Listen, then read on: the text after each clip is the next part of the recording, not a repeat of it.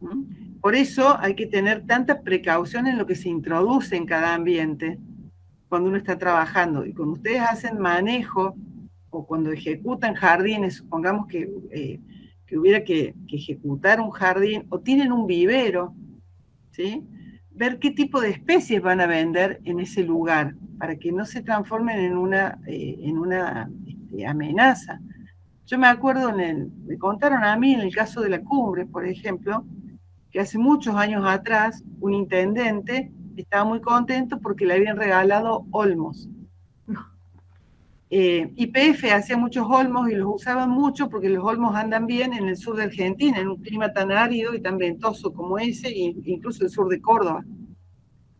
Entonces alguien ya le dijo en aquel momento, mire, no sé, Juan, Pedro, que los olmos son muy invasores, y él dijo, a caballo regalado no se le miran los dientes, y puso los olmos. Tampoco estaba la percepción esta de las exóticas invasoras. Y también los paisajes eran más lindos y parecían más extranjeros.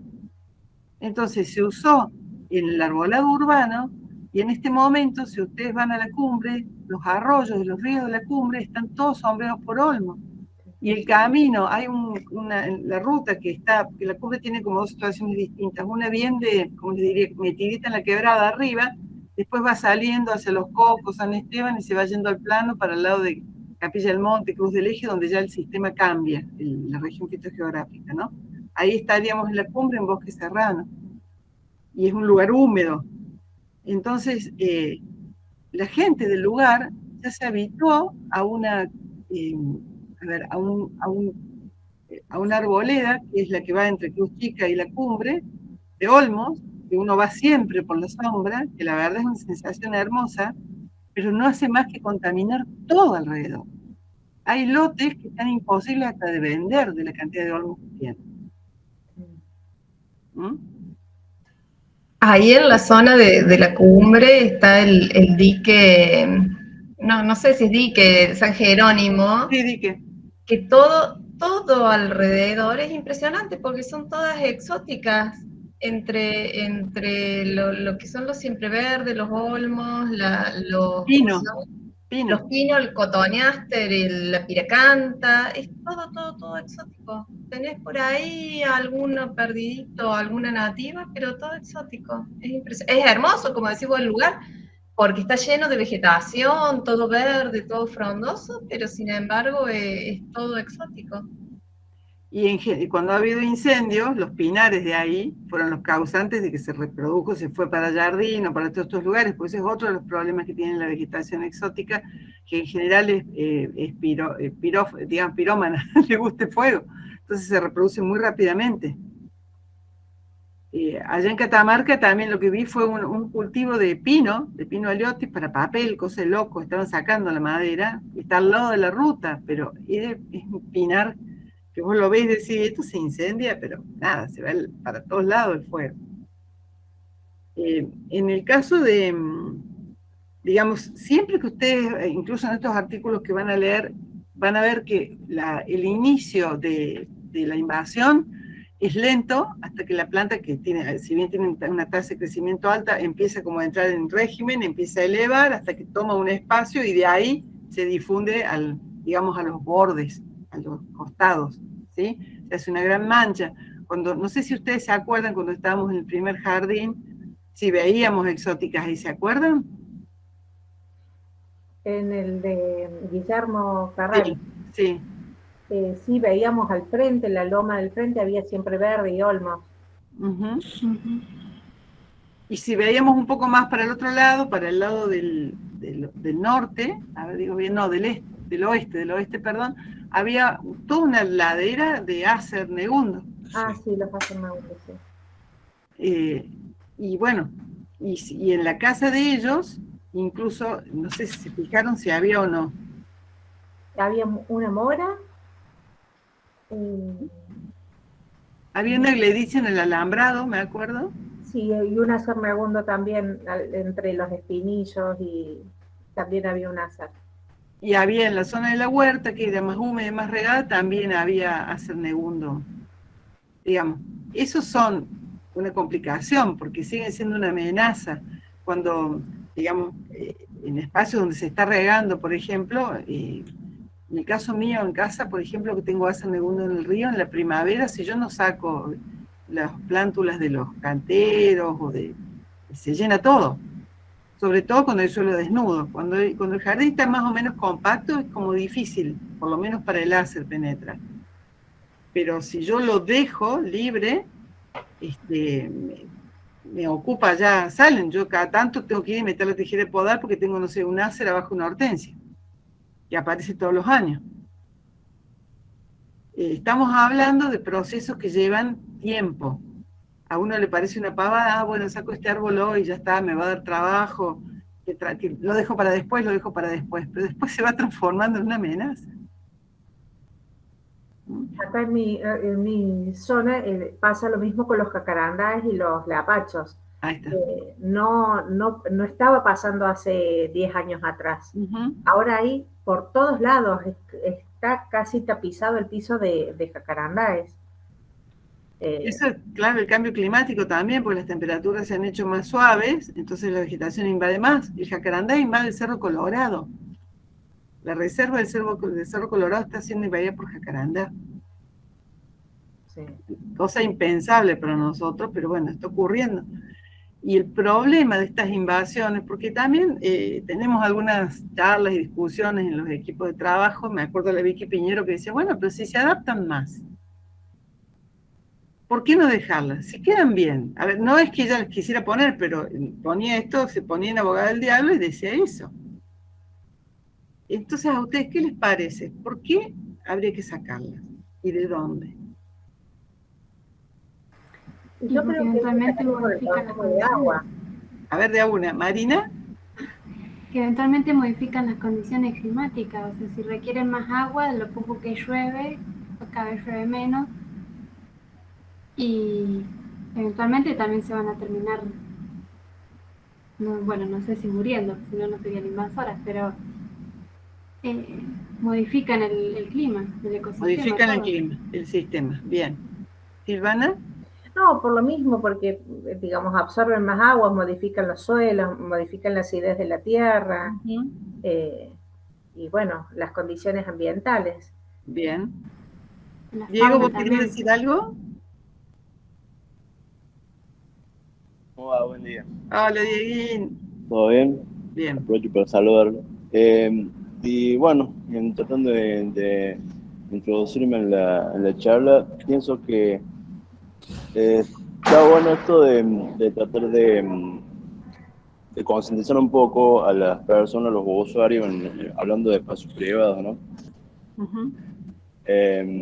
Porque ya cuando hay un problema cuando la planta crece, o cuando ya tiene un tamaño bastante avanzado, que no es tanto la cuestión de, bueno, es una exótica, es una invasora, hacen entender a la persona, al usuario, como quieran llamarlo, que es un problema, pero la persona ve solamente un árbol, algo que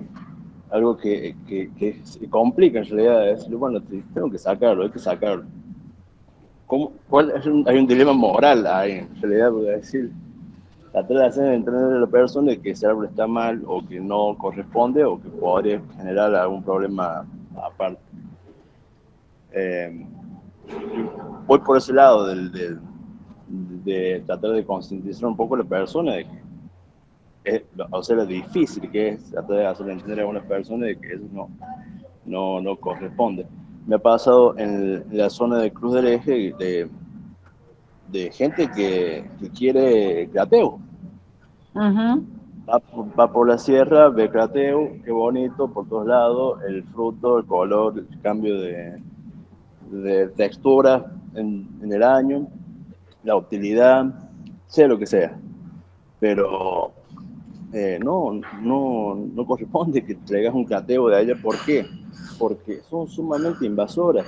Está poblando toda la sierra, se está poniendo en peligro muchas especies nativas. Bueno, qué sé yo. Y a la semana lo ves con el auto lleno de crateo y se fueron a la sierra y trajeron todo eso. ¿Cómo hacen? Ni siquiera compraron. No. ¿Cómo haces? Voy por ese lado, es tratar de concientizar a la persona de que no se debe y es difícil a veces. Sí, muy bien, Diego. Una pregunta puedo hacer. Sí. Acá mi vecina, que es muy ecológica, me vino con una publicidad de un grupo que van a ir a reforestar las sierras con especies nativas. Sí. Entonces la pregunta es, ¿hasta qué punto es bueno ir a reforestar y no permitir que la naturaleza haga lo suyo? Bueno, este grupo, Susi, va a restaurar. Ellos dicen, la reforestación es una de las prácticas de la restauración. Ocurre que a donde ellos van a trabajar, calculo que es el grupo de Renison, porque ya trabajan muy bien en ese sentido, y si pudieran ustedes acercarse a hacerlo, es una experiencia maravillosa. ¿Cómo se llama el grupo? Y fíjate, Ecosistemas Argentinos. Después les puedo mandar algún link de los grupos, porque hay una escuela de restauración ambiental que dura 1 año, que yo no la hago porque me van a echar de mi casa, porque hay que ir los fines de semana y se van a la montaña todo el año a hacer algo. Bueno, yo recuerdo, ellos reforestan esencialmente con tabaquillo. El sistema está tan destruido, Susi, que si lo dejan solo, porque hay mucha vaca también en el lugar, hay animales, digamos, sí, vacunos, que pasan mucho en las sierras de Córdoba y destruyen y compactan los pisos y hay mucha erosión. Entonces, lo que ellos hacen es no solamente plantar tabaquillo, que es la etapa, porque en esta época del año hay que hacer eso, que si vas al resto del año, lo que hacen es corregir cárcavas, poner alambrados, dejar senderos para la gente que pasa con mochila, dejar afuera las vacas, bueno, ese es el tipo de trabajo que están haciendo. Y es impresionante el cambio, porque yo no sé si todos conocen, ahí están Los Gigantes, está el refugio de los Nores, está el refugio del Club Andino Carlos Paz, creo que es. Cuando yo he ido ahí, me acuerdo siempre que estaba el Club Andino y todo alrededor pastizal, pasto. Estoy hablando de un lugar que está más o menos a 1700 metros de altura, más o menos, ¿no? Desde que Renison empezó a reforestar, el refugio ahora está metido entre los tabaquillos. Es impresionante el cambio, y cambió muchísimo, sobre todo en esos ambientes, en las colectoras de agua, arriba, es donde más importante es que no haya exóticas. Por esa razón, porque son las fuentes de agua nuestras. Entonces, ahí arriba, por ejemplo, Renison, todos se enojan porque a veces él corta los árboles. Por ejemplo, un pino que salió solo, allá arriba. Un pino Eliotis que sale solo, o un pino Taeda que sale solo, empieza a reproducirse porque genera muchos propágulos el pino, y de golpe te empieza a acidificar una situación, como pasa en Calamuchita, que eso también lo podemos conversar, y tenés una situación de mucha más absorción de agua, pero mucha más. Ellos han medido antes de los pinares y después de los pinares cómo los arroyos bajan su caudal de agua. Más la acidificación del agua, que cambia el pH del mismo y la vida de los peces y de lo que hubiera habido por ahí. Entonces, más allá de que está re claro, si se cambia el ambiente en donde estamos, hay un cambio en la estructura del sistema, porque también en el caso de Calamuchita se instalan árboles en lugar de pastizal de altura, que era lo que originalmente había en un lugar, ¿no? Hay todo un cambio ambiental en respuesta a esa situación. En realidad los más perjudicados somos nosotros, las personas, porque la naturaleza va a buscar siempre su camino. Y otra cuestión que yo le hice, digamos, en esta discusión, terminamos, digamos, acordando con Vicky, yo le decía, sí, Vicky, tenés razón, pero decime, ¿cuál es uno de los, ¿cómo les puedo decir? Uno de las columnas vertebrales de cualquier ecosistema es su biodiversidad local. Cuando uno introduce especies exóticas, la biodiversidad cambia muchísimo, se reduce muchísimo a un sistema más simple, por lo tanto menos resiliente a cualquier cambio. Por darles un ejemplo, también yo haciendo recorridas con avistaje de aves, íbamos a ver justamente eso en la reserva de vaquerías, salimos muy tempranito, porque es cuando más aves pueden ver, cuando está saliendo el sol, salimos del hotel de vaquerías y subimos por el sendero hacia los distintos senderos que hay, y en el camino se atraviesa una zona donde hay mucha gledicia, hay bosques de gledicia triacanthos, hay bosques de siempreverdes y de olmos, sí, y son grandes los bosques. Nosotros pasábamos caminando por ese lugar y se escuchaba en los bordes, no adentro del bosque, ¿eh? En los bordes, había calandria, zorzal, paloma y lora. 4. Eso nos hacía ver el guía. Y nos dijo, todas esas son aves generalistas, los zorzal y todo eso. Si ustedes los buscan, no están en peligro de extinción. Cuando buscan la lista de especies en peligro en Córdoba, que también eso es muy lindo verlo. Seguimos avanzando y fuimos a un lugar que había sido quemado y se estaba restaurando naturalmente, donde había un fachinal, espinillo bajo. Espinillo pastizal. No saben los pájaros cómo nos pasaban, chum, chum, chum, pero todo tipo de ave, todo tipo de cantos escuchábamos, pero fácil, 30 especies distintas escuchamos. Y vimos algunas, no alcanzamos a verlas a todas, pero sí a oírlas. Y un ambiente incluso que había estado empobrecido con el impacto del fuego, ya tenía mucho más diversidad que el de los bosques.